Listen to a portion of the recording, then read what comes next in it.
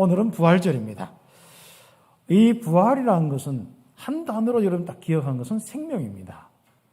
십자가는 죽은 문제 해결이고 하나님과 함께 할 수 있는 생명을 주기 위한 모든 조건을 딱 만들었다면 부활은 실제적인 바로 생명.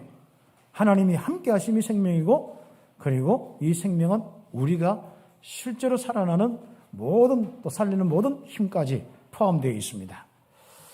그래서 오늘 부활절 맞이하여서 저와 우리 중직자들과 우리 온 성도들 또 가정에서 예배드리는 모든 성도들 우리 함께 생명의 풍성함이 넘치기를 예수의 이름으로 축복합니다.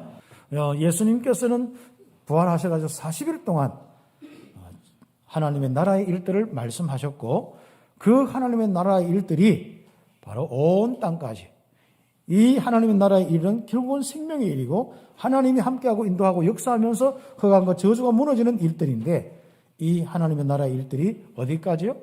모든 민족, 모든 족속에까지 전파되도록 하는 것이 바로 부활 메시지입니다. 마태복음 28장 16절에서 20절을 보면은 모든 민족에게 가서 제자 삼으라 했습니다.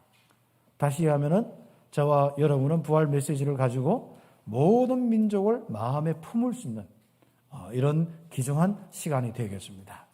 이제 나를 넘어서 내 환경을 넘어서 모든 민족을 품고 우리가 이제는 이 사명을 감당하도록 기도해야겠습니다.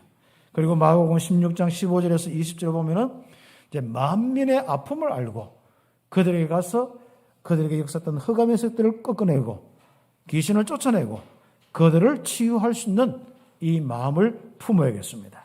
그리고 누가복음 24장 44절에서 49절, 사도행전 1장 8절 바로 온 땅에 예루살렘부터 시작해서 온 땅에 그리스도의 고난과 부활을 증거해 줘야 됩니다.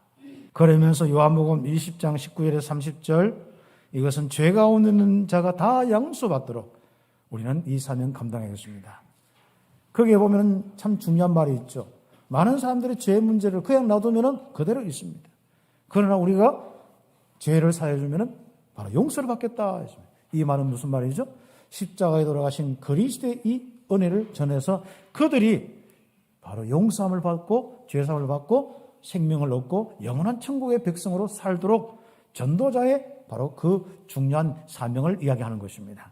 부활 메시지에 가장 중요한 이런 응답들 놓고 한 주간 평생 언약으로 또 하나님이 주신 그 지혜로 실제적으로 그에 대한 그림으로 우리 마음속에 딱 가지고 있어야 될 것입니다. 자, 그렇게 하는데 우리 머릿속에 우리 마음속에 우리의 언약으로 다 잡고 있습니다. 그런데 문제는 뭐죠? 실제로 우리의 삶의 응답입니다. 여러분의 이 자리에 앉아있는 분들은 한 사람도 빠짐없이 복음 안전하고 싶은 사람 한 사람도 없을 겁니다. 여러분 통해서 생명 얻고 구원받고 제자 일어나고 교회화 되어지고 다 가지고 있습니다. 그래서 여기서부터 여러분은 어디까지요? 대구 살리고 바로 민족 살리고 세계 살리고 이산철나라 5천 종족 살리는 그 가슴 가지고 여기 있습니다. 그런데 중요한 건 여러분의 기도와 여러분의 작은 이 헌신과 사랑 때문에 중남미가 이런 응답을 받았습니다. 그래서 우리가 함께 이런 축복이 이제는 바로 전 세계 살리는 이런 축복으로 이어지도록 해야 되고 그리고 더 중요한 것은 이제 여러분이 이제 있는 현장과 산업의 그 직장에 연결되어 있는 현장들 또 여러분의 모든 이 가정 가문뿐 아니라 이제는 이 대구와 이런 데 바로 응답이 일어나야 됩니다. 지금 하나님이 원래 우리에게 주신 아주 중요한 부분이 기도에 대한 부분, 24시 기도의 부분, 성령의 역사에 대한 부분입니다. 오늘 결론에 대해서 말씀을 함께 나누겠습니다만은 맞다. 성령께서 하셨다. 우리 교회 시작도 성령께서 우리 교회 모든 우리 정말 그 중직자를 붙여주시고 인도하신 것도 바로 성령께서 역사하셔서 응답받았다. 참 부활절 이렇게 함께 포럼하게 돼서 너무 감사하고 우리 온 성도들이 이제부터 정말 이 부활의 메시지가 성취되는 그 언약의 여정 속에 응답받기를 예수의 이름으로 축복합니다. 그러면 이때 구체적인 이 응답은 뭐냐? 바로 첫 번째로 모든 사람을 살리는 자는 사랑으로 섬기는 자이다 했습니다. 주님께서 섬김으로 이 땅을 구원하신 그 길을 가셨는데 마지막에 제자들을 놓고 훈련시킬 때 마지막 훈련, 뭐 기도하고 하나님 나라의 일과 많은 부분을 훈련시켰죠. 그런데 실제적으로 바로 현장 예루살렘부터 시작해서 로마까지 살릴 수 있는 가장 중요한 부분을 훈련시키는 겁니다. 그 훈련이 뭐겠습니까? 오늘 세족식이라 하는 그 중요한 사건입니다. 주님께서 이제 가실 때가 되어서 십자가 질 때가 되어서 예루살렘에 입성하여서 인자가 들려야겠다 하시고, 그리고 바로 주님께서 오늘 이 귀중한 이 세족식을 이렇게 하는 것입니다. 자기 때가 가까웠음을 알고 다시 한번 제자들을 훈련시키는 마지막 때가 되었음을 아시고 하는 겁니다. 이 제자들이 다 모였을 때 갑자기 일어서가지고 수건을 꿀에 딱 차으시고 있지 않습니까? 그리고 대야가지고 막 물 담으라 해가지고 앉으라 하고 의자 앉혀놓고 발을 막 제자 한 명 한 명씩 시키는 거예요. 그렇죠. 그랬더니 이제 베드로가 성질 급한 자기 차례가 됐는데 무슨 하여튼 한마디 딱 하는 겁니다. 아니 지금 주님께서 우리 선생님이고 주님이신데 우리가 주님 발 닦아줘야 하는데 주님이 우리 정도 아니고 그게 뭡니까? 쉽게 이 이야기인 거죠. 그래서 나는 할 수 없습니다. 내 발만큼 못 씻습니다는 거예요. 그랬더니 뭐라고 합니까? 발 안 씻는 사람은 나와 상관이 없다고 하는 거죠. 그렇다면 내 손도 씻어주고 머리도 씻고 머리 딱 들으면 머리도 씻어달라고 하면서 막 그런 거죠. 그랬더니 주님께서 뭐라고 이야기합니까? 이미 모욕한 사람은 깨끗하게 되었고 깨끗한 자는 더 이상 씻을 필요 없다. 이 지금 이 씻는 것은 그 이야기가 아니다. 바로 자세를 이야기하는 겁니다. 섬김을 이야기하는 것입니다. 이 귀중한 십자가의 은혜와 부활의 이 비밀을 앞으로 온 땅에 전하면서 살려야 되는데 주님처럼 이 땅을 치유하고 살려야 되는데 어떻게 할 것이냐? 사랑의 섬김으로 해야 된다. 이 훈련을 시키는 겁니다. 그래서 이 메시지를 가지고 오늘 첫 번째로 여러분이 바로 오늘 마음속에 모든 사람을 살리는 자는 사랑으로 섬기는 자이다. 그 언약을 딱 잡으시면 되겠습니다. 예수님은 세상에 있는 사람들까지 끝까지 세상에 있는 그날까지 모든 사람들을 끝까지 다 사랑하셨습니다. 예수님이 이 땅에 오신 것은 바로 섬김을 받으러 오신 게 아니고 섬기러 오셨다.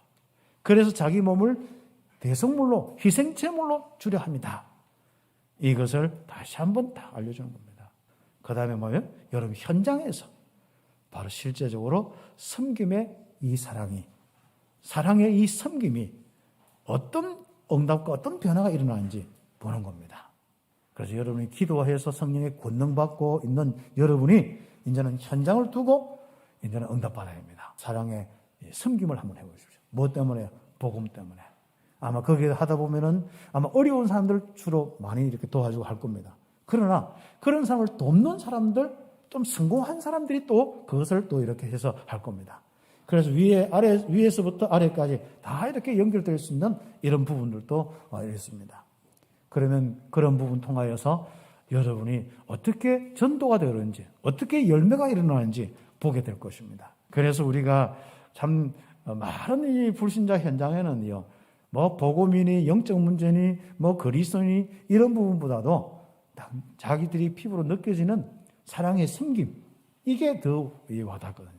그럼 여러분 복음이 있기 때문에 그런 속에서 여러분 그들과 만나고 문 열리고 하면은 복음 전하고 또 거기서 뭐 제자 세워서 또 말씀 운동하고 이렇게 하면 됩니다. 종의 이런 자세를 가지고 섬김의 이 부분을 이야기하는 것이기 때문에 발만 씻기는 것은 이미 죄가 깨끗하게 되었고 이제는 진짜 너희들이 바로 발 씻는 것은 이 자세, 복음을 가지고 온 땅에 전하는 자세다.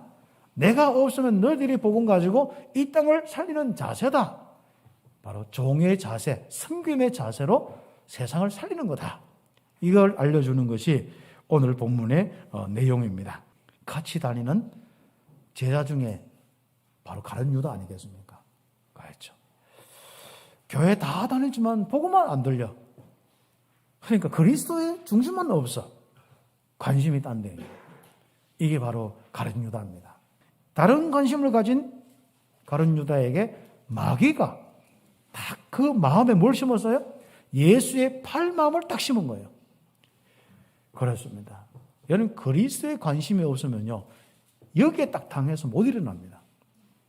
우리가 정말 복음을 가져서 그리스도에 관심을 가졌다는 것은 약간 우리가 공격받아서 당할 수 있죠. 마음 생각이 불편할 수 있죠.